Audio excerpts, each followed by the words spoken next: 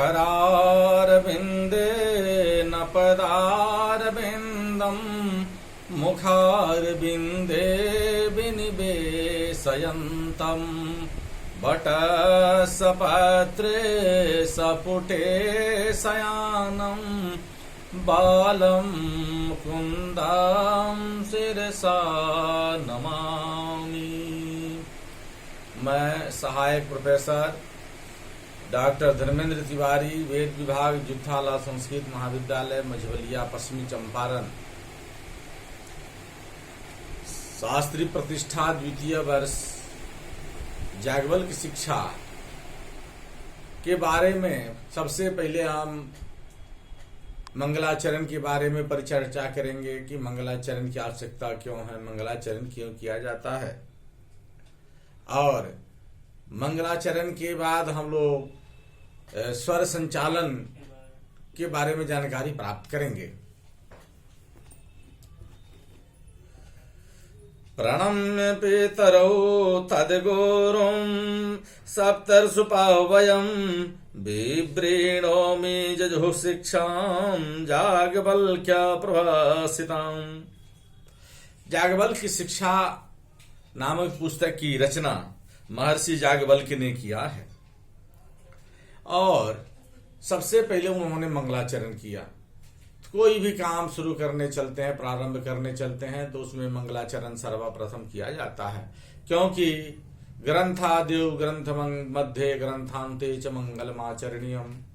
किसी भी ग्रंथ के प्रारंभ में, मध्य में और अंत में मंगलाचरण किया जाता है ताकि उसमें किसी प्रकार की विघ्न बाधा न उत्पन्न हो। तो विघ्न बाधा की शांति के लिए शांति पूर्वक ग्रंथ का जो है सो संचालन हो पावे या उसकी पूर्णता हो पावे, उसी प्रकार जो सो महर्षि याज्ञवल्क्य ने याज्ञवल्क्य शिक्षा की रचना की और इसमें जो है अमरनाथ शास्त्री द्वारा जो है इसकी व्याख्या की गई है और उन्होंने सर्वप्रथम मंगलाचरण करके गुरु और सप्तर्षियों का करके और यजुर्वेद की जानकारी के लिए, यजुर्वेद की उच्चारण के लिए जो है श्री याज्ञवल्क्य शिक्षा को उन्होंने व्याख्यात्मक रूप दिया। तो मंगला ग्रंथाद्यौ ग्रंथ मध्य ग्रंथांते च मंगलमाचरणीयम, इसलिए शांति पूर्वक इसका जो संपादन ग्रंथ का हो, इसके लिए ग्रंथ के शुरू में, मध्य में और अंत में मंगलाचरण किया जाता है। उसी तहत अमरनाथ शास्त्री ने प्रणम्य पितरौ तद्वद गुरुम सप्तर्षुपाह्यम, माने प्रणम्य माता पिता को प्रणाम करके अर्थात शिव शक्ति को प्रणाम करके, गुरु को प्रणाम करके, सप्तर्षियों का प्रणाम करने के पश्चात उन्होंने यजुर्वेद की मंत्रों का सम्यक रूप से उच्चारण के लिए याज्ञवल्क्य शिक्षा नामक ग्रंथ को परिभाषित किया तथा उसका व्याख्या उन्होंने लिखी है। क्योंकि स्वर तो वर्ण तो वा मिथ्या प्रयुक्तो न तमर्थमाह सबाग वज्रो जजमानम हिनस्ति जतेन्द्र शत्रु स्वरतो परादत। स्वर्ण से, वर्ण से, स्वरतो वर्ण तो वा मिथ्या प्रयुक्तो, स्वर से, स्वर में यदि गड़बड़ी हो या वर्ण के उच्चारण में गड़बड़ी हो तो स्वर्ण तो वर्ण तो वा मिथ्या प्रयुक्तो, अशुद्ध उच्चारण हो स्वर तो वर्ण तो वा मिथ्या प्रयुक्तो न तमर्थमाह, मैंने उसका उस का बिना अर्थ जाने हुए उच्चारण किया जाए तो स्वर तो वर्ण तो वा मिथ्या प्रयुक्तो न तमर्थमाह सबाग वज्रो जजमानम हिनस्ति जतेन्द्र शत्रु स्वरतो परादात। तो वह जो है सो मंत्र जो है जो स्वर से, वर्ण से हीन हो अथवा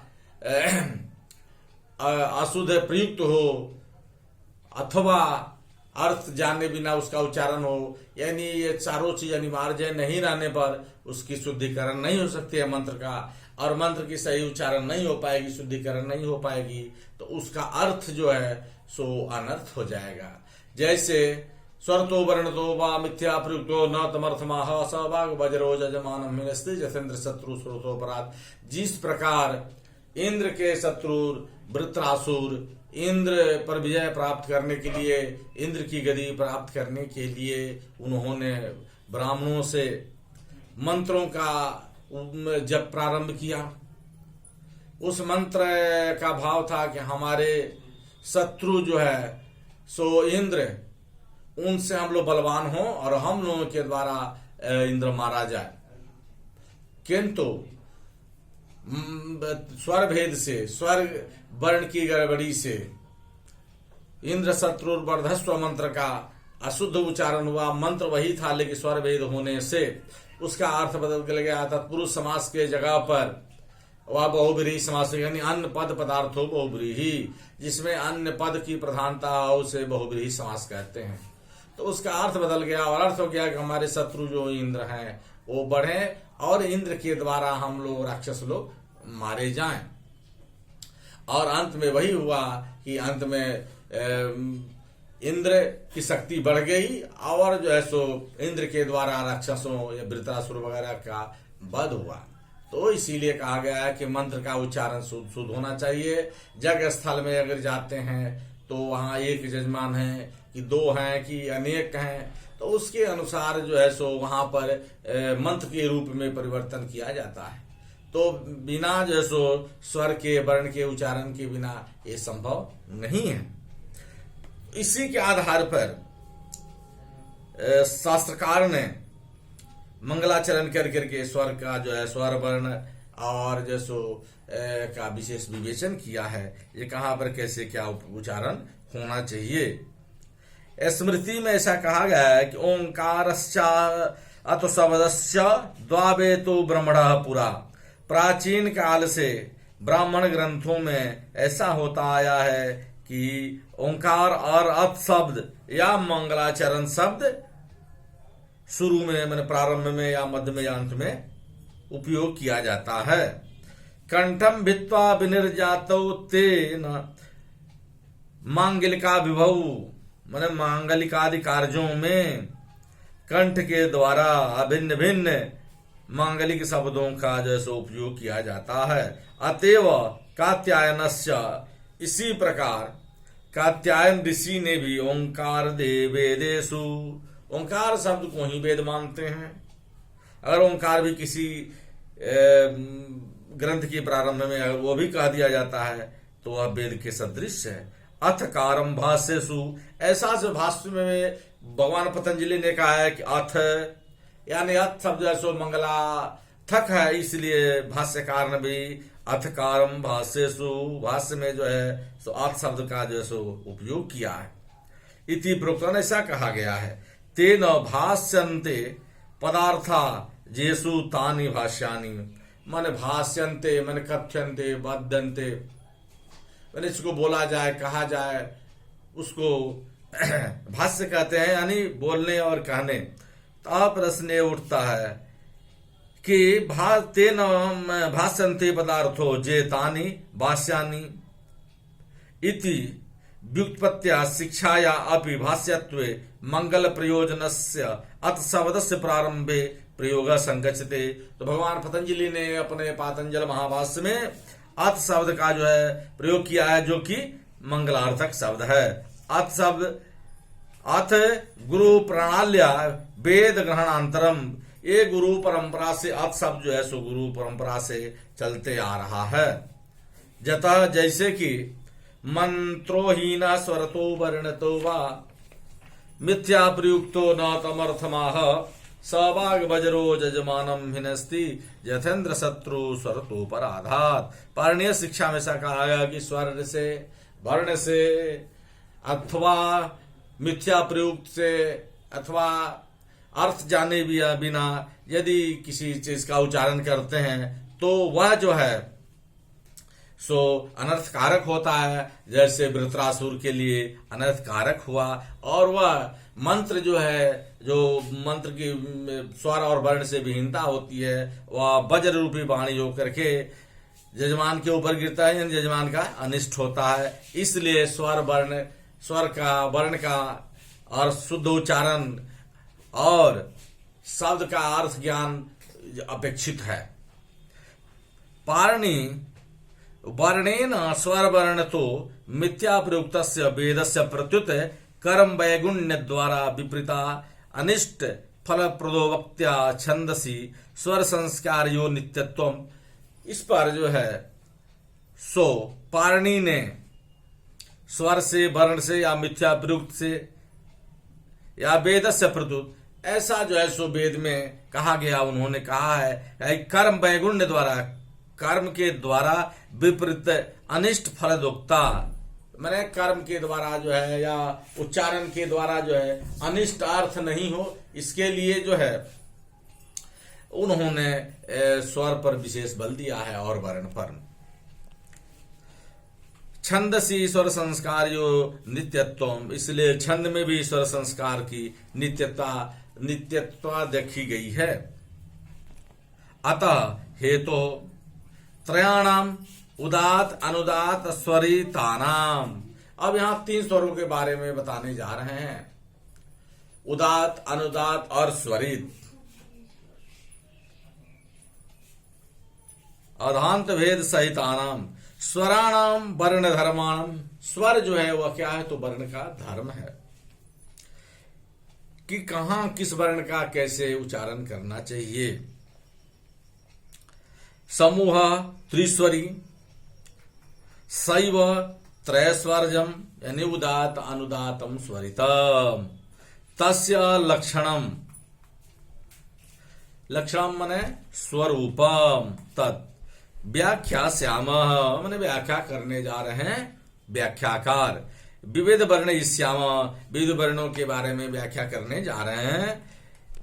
वयमिति शेषः अयमिति सर्वनामना महर्षि जोगी याज्ञवल्क्यो गेयः। सर्वनामना माने सभी ऋषियों यानी याज्ञवल्क्यादि ऋषियों के संबंध में यहां कहा जा रहा है। अब उनका कहना है कि स्वर कितने होते हैं, तो स्वर उदात अनुदात और स्वरित तथैव उदाताश्च अनुदातश्च स्वरितश्च तथैव तत् लक्षणं वर्णयिष्यामि दैवतम् स्थानमेव च। अब 3 स्वर हुए, उदात अनुदात स्वरित। इन तीनों के लक्षण के बारे में व्याख्यान कहने जा रहे हैं कि इनके लक्षण क्या है, स्थान क्या है, ये इन सारी चीजों के बारे में जानकारी दे रहे हैं। उदाता च पुनः अनुदातश्च पुनः स्वरितस्य इति त्रयः। 3 कौन कौन है भाई, तो उदात अनुदात और स्वरित।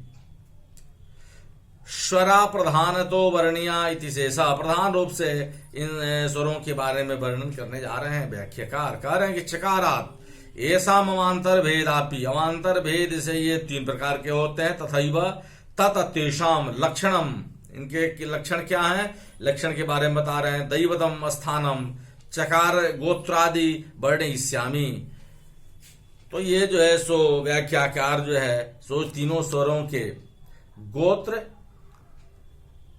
और वर्ण,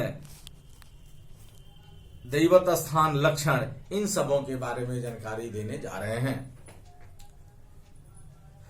वर्णो जात्यादो समोदिष्ठान वर्णादीन व्याचिख्या सुराचार्य प्रथमम। अच्छा, भिन्न भिन्न विद्वानों के द्वारा वर्णों के, जातियों के बारे में याज्ञवल्क्य के ऋषि कहने जा रहे हैं। शुक्ल वर्णा नाम माने वर्णों के बारे में कहने जा रहे हैं कि शुक्ल मूचम बीजानियान नीचम लोहितमेव च श्यामनंतु श्यामंतु स्वरितम विद्यात्। उदातम शुक्लम वर्णम श्वेतम। उदात को शुक्ल वर्ण और श्वेत समझना चाहिए। नीचम अनुदातम लोहितम रक्त वर्णम। अनुदात को लोहित वर्ण या रक्त वर्ण समझना चाहिए। उसी प्रकार तू भिन्न, सबसे भिन्न स्वरितम तू पुनः श्याम कृष्णम विद्यात् बुद्धेत। स्वरित को जो है सो श्याम या कृष्ण समझना चाहिए। 3 हो गए, उदात अनुदात और स्वरित। तो उदात के बारे में कह रहे हैं कि इनको शुक्ल वर्ण या श्वेत वर्ण कहना चाहिए या जानना चाहिए। अनुदात को लोहित या रक्त वर्ण समझना चाहिए और इससे भिन्न स्वरित को श्याम वर्ण या कृष्ण वर्ण समझना चाहिए। अब इनको कौन से दैवतानि अथ दैवतानि अग्निमुच्चस्य दैवतम नीचे सोमम विजन्या त्वस्वरिते सविता भवेत्। ऊचस्य उदातस्य, ऊंच स्वर में उच्चारण हो उदात है और इसके अग्नि देवता हैं। दैवतम देवता विद्यात इति काकाक्षी गोलकन्या ये नोभयत्र संबध्यते। नीचे अनुदाते, अनुदात को नीचे से उच्चारण होता है ऐसा समझना चाहिए। इनके देवता सोम है। स्वरित के सूर्य देवता हैं ऐसा समझना चाहिए। अब आता है कि उदात अनुदात स्वरित के जाति क्या हैं। अथ जाति, जाति के बारे में बताने जा रहे हैं। उदातम ब्राह्मणम विद्यान नीचम क्षत्रिमीव च वैश्यंतु स्वरितम विद्यात्। अर्थात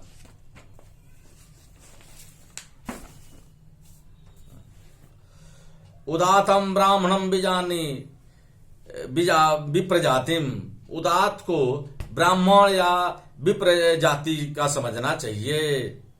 उसी प्रकार नीचमस्तु अनुदातम, और अनुदात को क्षत्रिमेव क्षत्रिय जाति में विद्यात्, क्षत्रिय या क्षत्रिय जाति वाला समझना चाहिए। स्वरितम तु पुनः वैश्यम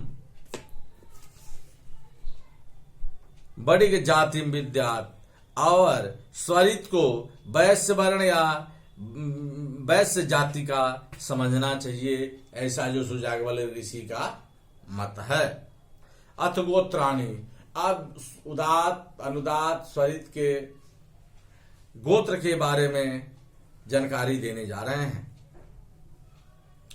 भारद्वाज मुदातकम नीचम गौतम मित्याहु गार्ग्यम च स्वरितम विदु। यानी उदात में उदातकम, उदातम और उदात, उदातम में उदातम उदातकम, उदात को ही उदात कहते हैं। उदात का जो है सो भारद्वाज गोत्र, भारद्वाज इसके ऋषि भारद्वाज हैं उदात के, और इसको भारद्वाज गोत्र वाला समझना चाहिए। विद्यात इति काकाक्षिगो नीचम अनुदातम, अनुदात को गौतमम गोत्र समुद्रतम, अनुदात को गौतम गोत्र वाला या गौतम, इसके ऋषि गौतम है और गौतम गोत्र वाला समझना चाहिए। इत्थम, इसी प्रकार आहु कहा गया है कि बूधा इति शेषः, मन जानना चाहिए इन लोगों के बारे में। एसम उत्तरापि स्वरितम च पुनः, इसी प्रकार स्वरित को भी पुनः गार्ग ऋषि, इसके ऋषि गार्ग, और गोत्र जो है सो गर्ग गोत्र जानना चाहिए। अब हम लोग जो है सो गोत्र के बारे में, उदात अनुदात स्वरित के गोत्र के बारे में हम लोग जानकारी प्राप्त किए। अब हम लोग इसके छंद के बारे में जानकारी प्राप्त करेंगे। विद्या दोदातम गायत्रम नीचम त्रैष्टुवमीव च जागतम स्वरितम विद्या देवमीव नियोगतः। अब इनके तीनों के कौन कौन से छंद है इस पर हम लोग विचार करेंगे, इसके बारे में हम लोग जानकारी प्राप्त करेंगे कि विद्या दोदातम गायत्रम नीचम त्रैष्टुवमीव च जागतम स्वरितम विद्या देवमीव नियोगितः। उदातम, उदात को गायत्रम गायत्री छंदकम, उसको गायत्र और गायत्री छंद समझना चाहिए। उदात को गायत्री छंद होता है इसका। नीचम अनुदातम त्रैष्टुभम त्रैष्टुभ छंदकम, अनुदात को त्रैष्टुभ और त्रैष्टुभ छंद वाला मानना चाहिए। उसी प्रकार स्वरितम, स्वरित को जागतम जगति छंदकम, यानी स्वरित को जगती छंद वाला समझना चाहिए। नियोगता अन्नान एवं एवं वर्ण दैवतापि गियम इति शेषा। इसी प्रकार हम लोग जो है सो सभी के अलग अलग देवताओं के बारे में जानकारी प्राप्त की, गोत्रों के बारे में जानकारी की, छंद के बारे में जानकारी की। ननु तत्रांतरे स्वराणाम साप्त विद्य प्रसीदे अत्र तय विध्यमेव कथम मुक्तम मित्यमाह। इस प्रकार स्वरों के 7 प्रकार से स्वर प्रसिद्ध हैं। उनमें 3 विधों के बारे में हम लोग कहने जा रहे हैं, जानकारी प्राप्त करने जा रहे हैं। गांधर्व वेदे जे प्रोक्ता शब्द खड्जादयः स्वरः त एव वेदे विज्ञेया स्त्रय उच्चादयः स्वरः। गांधर्व वेद में, साम वेद में अस्य गान प्रधानत्वाद गांधर्वत्वम, माने गान प्रधान जो है उसको गांधर्व वेद कहा जाता है, या साम वेद के नाम से भी इसको, गांधर्व वेद को साम वेद भी कहा जाता है। तथा ही नारद कहते हैं कि गेति गेया विदु प्राज्ञा चेतिकारो प्रवादनम, जो गीत गा करके जिसको जाना जाए या उसका ज्ञान किया जाए तो गीति प्रधान को हम गांधर्व वेद के नाम से जानते हैं। वेति वाद्यस्य, इसी प्रकार वाद्यस्य संज्ञेन गार्भस्य विरोचनम, उसी तरह गान और वादन दोनों को गांधर्व के अंतर्गत, गांधर्व वेद के अंतर्गत लिया जाता है। किंच दार्धि गत्र वीणा च द्वे वीणे गान जातिषु, दार्धि में जो भी वीणा वगैरह जो है, बीन वगैरह जो है, वह जो है सो गांधर्व वेद के अंतर्गत आता है। साम की गात्र वीणा तु तस्या श्रेणुत लक्षणम इति नारदीय शिक्षा। नारदीय शिक्षा में ऐसा किया गया, कहा गया है कि जो भी गान से संबंधित है उसको गांधर्व वेद या साम वेद कहा जाता है। ये खड्जाद या सप्तस्वरा, ये 6 प्रकार के 7 सप्तस्वर होते हैं। प्रोक्ता कथिता, जिसको बोला या कहा जाता है। ते खड्जातयः जादयः एव वेदे शुक्ल यजुर्वेदे, शुक्ल यजुर्वेद में अस्यैव प्रकृतित्वात्, प्रकृति भेद से। त्रय उच्चादयः, 3 प्रकार के कहे गए हैं। उदातानुदात स्वरितः स्वरः, माने 3 प्रकार के स्वर होते हैं, उदात, अनुदात और स्वरित। तो ऐसा जानना चाहिए। त्रिधेव अंतर्भूय स्थिता इत्यर्थः। अथ प्रसंगात खड्जादिनाम उत्पत्तिर्नारदीय शिक्षायां प्रदर्शितोच्यते। तो 6 जो है सो खड्जादिनाम 6 प्रकार के 6 प्रकार खड्जादी नाम उत्पत्ति नारदीय, 6 प्रकार से इसकी उत्पत्ति नारदीय शिक्षा में प्रदर्शित किया गया है। नासाम कंठ मुरस्तालुम जीवा दंताश्च संसृतः खड्भि संजायते जस्मा तस्मा खड्ज इति स्मृतः। वायुः समागतो नाभय कंठ शीर्ष समाहतः नर्दत्रिस भवद्यस्मा तस्मा द्रिखव उच्यते। वायु समस्थितो नाभे कंठ शीर्ष समाहतः नाना गंधवः पुण्यो गांधारस्तेन हेतुना। वायु समस्थितो नाभे रूरो हृदि समाहतः नाभिं प्राप्तो महानादं मध्यमत्वं समश्रुते। वायु समस्थितो नाभे हृत कंठोर शिरोहतः पंच स्थान स्थितस्त्या अस्य पंचमत्वं विधीयते। अतिसंधीयते जिस्मा देवान् पूर्वोच्चितान् स्वरान् तस्मादस्य स्वरस्यापि दैव तत्त्वं विधीयते। निषिदन्ति स्वरायस्मिन् निषाद अस्तेन हेतुना। सप्तानाम त्रिस्वंतर्भाव कीदृशमाह कीदृश इत्याह। अब 7 स्वरों के बारे में आगे हम बताने जा रहे हैं। ऊचौ निषाद गंधारौ नीचा वृख बधैवतौ शेषास्तु स्वरिता गेया खड्ज मध्यम पंचमः। निषाद गंधारौ ऊचौ उदांतारभूतौ। निषाद गंधार जो है वह उदात में उच्च स्वर से उच्चारण होता है। रीखब दैवतौ नीचौ अनुदात अंतरो। अनुदात का नीचे से उच्चारण होता है उसका। रीखब देवता उसके होते हैं। गेयो इति जन शेषा खडज मध्यमा पंचमा, और शेष को छव को जो है सब मध्यम और पंचम समझना चाहिए। स्वरिता स्वरितांतर लीना गेया बोध्या, इस तरह स्वरितों के बारे में जानकारी प्राप्त करना चाहिए। अतः प्रसंग प्राप्त खडजादि नाम उच्चारणों प्रकारो भंगया प्रदर्शते। अब छवों के उच्चारण के बारे में बताने जा रहे हैं। खडजो वेदे शिखंडस्या रीखभः स्याद्या मुखे, गावो रंभन्ति गांधारम क्रौंचा चैव तु मध्यमम।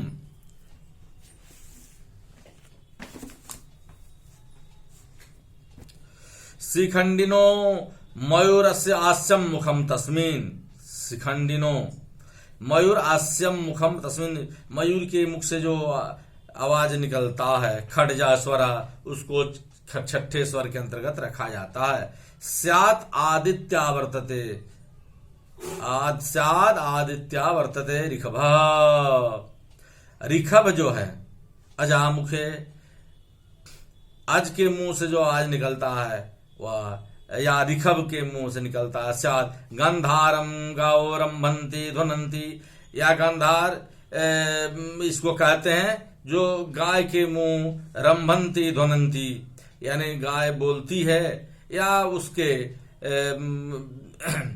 मुंह से जो आवाज निकलता है उसको जो सो गंधार स्वर कहते हैं। क्रौंचा पक्षी विशेषा, और क्रंच को भी हम लोग गंधार के अंतर्गत में रखते हैं। मध्यमम पंचमम ध्यानंती शेषा, और पचवा स्वर जो है वह जो है सो कोयल की होती है। ये तो पादपुर ने ऐसा कहा गया है। कोकिला पंचमम ब्रूते निषादम तो वदेद गजः, आश्वस्या दैवतो गेयः स्वरा सप्तेति गीयते। 7 स्वरों के बारे में बता रहे। कोकिला कोयल इति प्रसिद्ध, कोयल जो है सो प्रसिद्ध है। पंचमम स्वरा, वह पंचम स्वर में गाती है। ब्रूते मन बोलती है। निषादम स्वरम गजो हस्ती, हाथी जो है वह निषाद स्वर में बोलता है। बदे तो घनंती, जो घनघन करती है आवाज, घनघनाता है जो हाथी, वह जो निषाद स्वर में घनघनाता है। धैवता स्वर आश्वः, घोड़ा जो है दैत स्वर में बोलता है, हनहनाता है। अश्वकृत शब्दो गया, ऐसा समझना चाहिए। अश्वो धैवतम घनंती धावत, अश्व जो है जो आवाज लगाता है वह जो है उस शब्द का ज्ञान होता है, उसे दैवत स्वर कहते हैं। सप्त स्वरा, 7 स्वर होते हैं। स रि ग म प घ नि संज्ञका, ये जो है सो 7 स्वर हैं। कौन कौन से हैं? तो स रि ग म प ध नि संज्ञका। वेद में ऐसा कहा गया है। इति एवं गीयते इति एक वचतंतु इति पद्योत कर्मापेक्षा बोध्या, यह जो है सो कर्म की अपेक्षा जैसे बोलता है उसके कर्म के आधार पर इसको जानना चाहिए। जथैते, जैसे मयूरादय खडजादि सदृश ध्वनित्वन्ते तथैते खडजादय वेदे ध्वनन्ते इति भाव। और मयूर आदि जो है सो खडजा माने 6 स्वरों के सदृश जो है सो इनका आवाज होता है, तो इनको वेद के अंतर्गत रखा गया है। एतच्च गानम सामवेद, और इसको सामवेद का गान कहा जाता है, या गान जो है सामवेद माना जाता है। जजुषी तु कात्यायनेन प्रातिशाख्ये, इसी प्रकार यजुर्वेद में कात्यायन ने यजुर्वेद प्रातिशाख्य में कहा है कि सप्त सामसु गाने, सामवेद में 7 तरह के गान होते हैं। 3 यजुर्मंत्रेषु, यजुर्वेद के मंत्रों में 3 तरह के गान होते हैं। 2 यजुर्ब्राह्मणेषु, और 2 ब्राह्मण यजुर्ब्राह्मणों में। 1 शिक्षादि अंगेषु यज्ञ कर्मणि च, मैंने एक जैसो शिक्षा विद जो है यज्ञ क्षेत्र में जाते हैं तो भी जैसो स्वर का ही उपयोग करते हैं। विषय भेदस्योक्तता तथा अत्रैव षष्ठे पद्ये त्रया एदे स्थितव्यवस्थापितत्वाच्च उदातादयश्रयः एव स्वरः बुद्ध्या। इस प्रकार उदात अनुदात स्वर 3 प्रकार के स्वरों को जानना चाहिए। न च जात्यादीनाम अष्ट विधे स्वराणाम अधिकानामपि पृथग विधानाम विरोधा संकया तेषाम स्वरित भेदे नैव गतार्थ। तो इसी तरह इसमें उदात अनुदात स्वरित के बारे में जानकारी चाहिए, करना चाहिए, समझना चाहिए। एवं प्रचयस्यापि स्वरिते गतार्थता उदातानुदात योर्योग इत्यादि नाम वर्णि से, इसलिए हर जगह उदात अनुदात का योग अपेक्षित है। और जैसो गान के बारे में ऐसा किया गया है कि हर स्वर का कैसे कैसे उपयोग है, और सप्त स्वरों के बारे में बताया गया है। और जो है सो गीति स्वर जो है उसको जैसो गांधर्व स्वर भी कहते हैं। इसका उपयोग सामवेद में होता है, शुक्ल यजुर्वेद में भी इसका मंत्रों में इसका उपयोग होता है। फिर जो है सो आज हम लोगों ने स्वर के संचालन के बारे में जानकारी प्राप्त किया। कल हम लोग जो है सो अगले दिन मात्रा के बारे में जानकारी करेंगे कि वेद मंत्रों में मात्रा की क्या आवश्यकता है और किन मंत्रों के उच्चारण में कितना मात्रा का समय लगता है, मात्रा किसे कहते हैं, मात्रा का संयोग कैसे होता है, इस पर हम लोग विचार करेंगे। आज यह जो सो शास्त्रीय प्रतिष्ठा द्वितीय वर्ष के वेद से संबंधित द्वितीय पत्र के बारे में हम लोग जागवल्क्य शिक्षा के बारे में हम लोग जानकारी प्राप्त किए।